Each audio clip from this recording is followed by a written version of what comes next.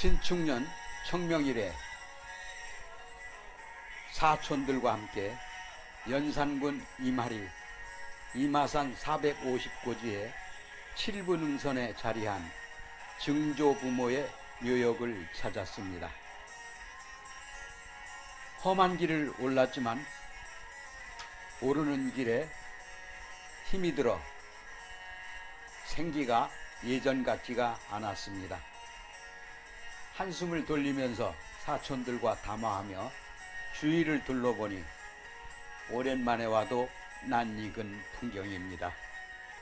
그 옛날 할아버지와 함께 이곳을 오르면서 할아버지가 목 놓아 우시며 내가 기운이 다해서 더 이상 오르지 못할 것 같으니 여기까지만 뵙고 갑니다 하고 통곡하시던 옛 추억이 떠올랐습니다.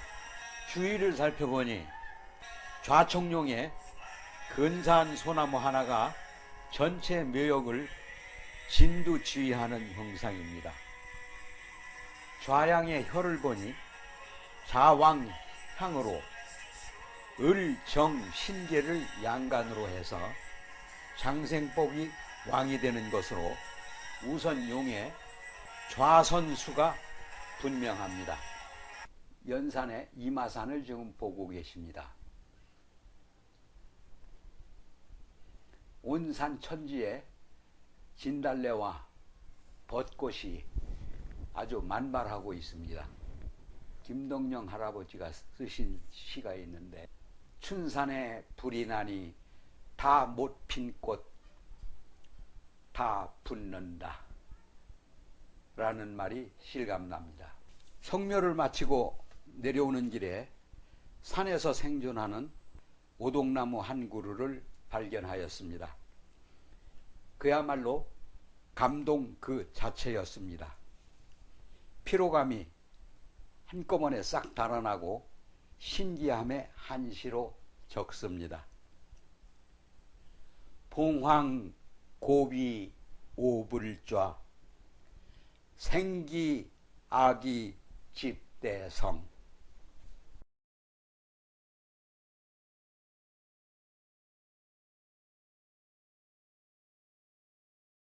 대전에서 세천 쪽으로 오는 방향에 조부모의 산수를 찾았습니다. 성묘를 지내면서 좌향을 둘러보니 입수한 방위 앞에 글자를 좌로 놓습니다. 이 원칙은 지관들이 일반적으로 많이 사용하는 좌법으로 예를 들어 자로 입수하면 임좌, 개로 입수하면 좌좌, 축으로 입수하면 괴좌를 놓고 있습니다. 현재 우리 조부모의 묘택은 입수가 임수고 해수가 좌가 됩니다. 여러 가지 방법이 한 30가지가 있는데 이 혈만 잠깐 말씀드립니다. 이름하여 천덕용좌법이라고 합니다.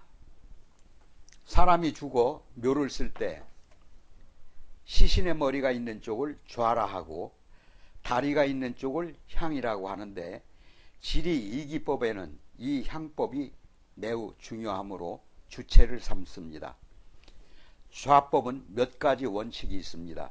즉 혈이 있는 땅의 모양으로 좌가 어느 정도 결정되는데 입수 위주의 입수좌법을 적용하느냐, 향법을 적용하느냐, 살만을 피해 쓰는 피살좌법을 하느냐에 따라서 이 세 가지 원칙을 모두 갖추는 게 가장 바람직하겠지만 부득이할 경우에는 악사를 피하는 것을 위주로 하는 것이 좋습니다. 용혈사수라는 것은 용은 우선 산의 대명사입니다. 산의 맥, 줄기가 상하로 기복하고 좌우로 굽이치며 뻗어나가는 모습이 마치 살아있는 용이 꿈틀거리는 것과 방불한다 해서 붙여진 명칭입니다. 그러므로 산 전체를 용이라 할 수 있고 산에서 여러 갈래로 뻗어나가는 맥을 가리켜서 용이라고 할 수 있습니다.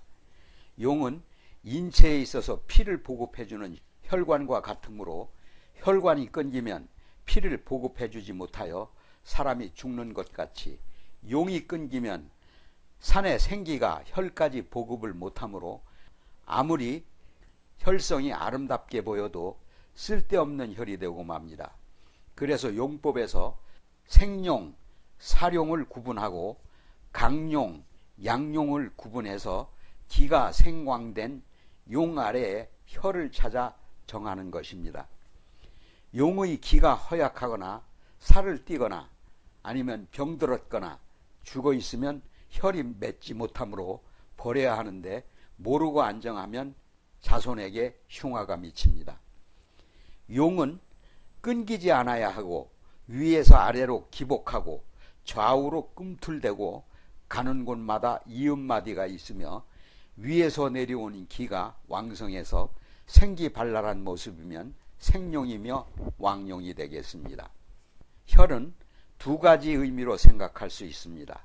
즉 묘자리가 좋고 나쁜 것을 막론하고 시신을 안치하는 광중, 그 자리라는 뜻이 되고, 또 하나는 생기가 뭉쳐 모이는 제자리, 즉 좋은 묘지라는 뜻이 됩니다.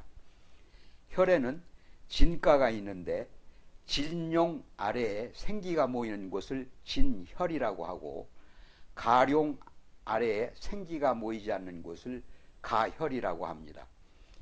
혈에서 보아서 아무리 주위 환경이 장려하고 아름다우며 사방에서 성진이 많더라도 생기가 없는 용이거나 생기가 모이지 않는 혈이면 아무 쓸모가 없습니다.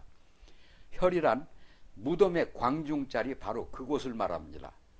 또 혈이란 생기가 모여 발복되는 길지를 일컫는데 지리법에서 1,000원 만원을 늘어놓는 것은 오직 진혈을 찾도록 해주려는 데 있을 뿐입니다. 조부님의 공덕비가 지금 보이시죠? 양천면장을 하시고 그 다음에 강경군수를 하시다가 삼남 2녀를 두시고 요 비문을 새겨놓았습니다. 사에 대해서 살펴보겠습니다. 사라는 것은 혈을 중심으로 해서 주위 24방에 펼쳐져 있는 모든 환경으로 산이며 봉우리 모양, 그리고 바위, 돌, 개울, 연못, 호수, 강, 도로, 건물 등을 포함한 것을 말합니다. 혈 뒤에 솟은 봉우리를 현무정이라 하고, 혈 왼쪽으로 뻗어나간 산이나 맥을 청룡이라고 하며, 혈 오른쪽으로 뻗어나간 산이나 맥을 백호라고 하고, 혈 맞은편의 환경을 안혈, 앞의 산을 주작봉이라고 합니다. 그럼 물이라는 것은 무엇인지 살펴보겠습니다.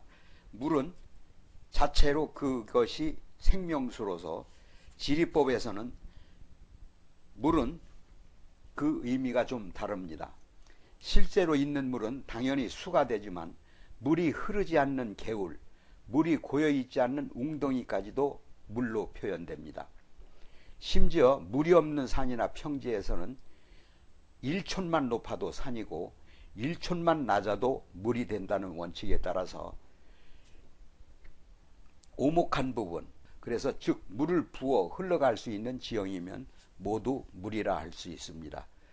물이 들어오는 곳을 득수라고 하고 물이 나가는 곳을 거수라고 합니다.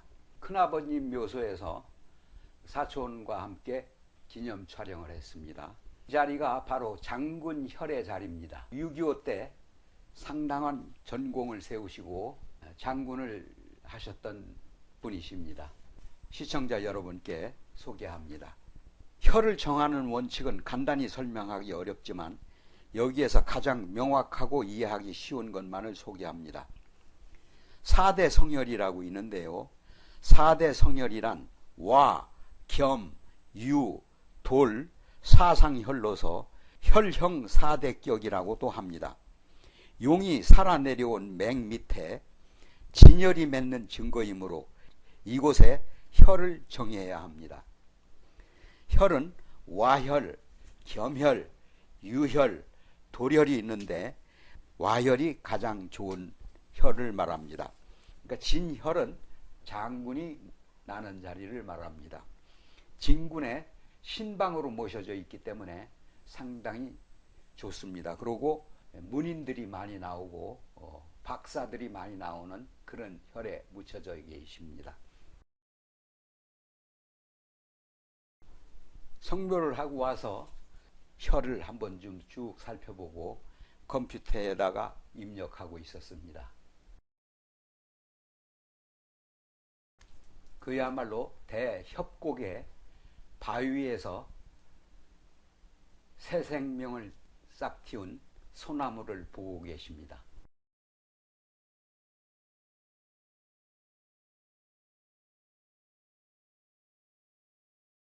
소나무의 강건한 기상이 산을 장악하고 있는 형국입니다. 아주 좋은 그림입니다. 이런 그림은 자주 보시면은 기운이 생하기 때문에 이런 그림을 자주 보시기 바랍니다. 청명일에 성묘를 하고 와서 조상님들의 혈을 한번 살펴보았습니다.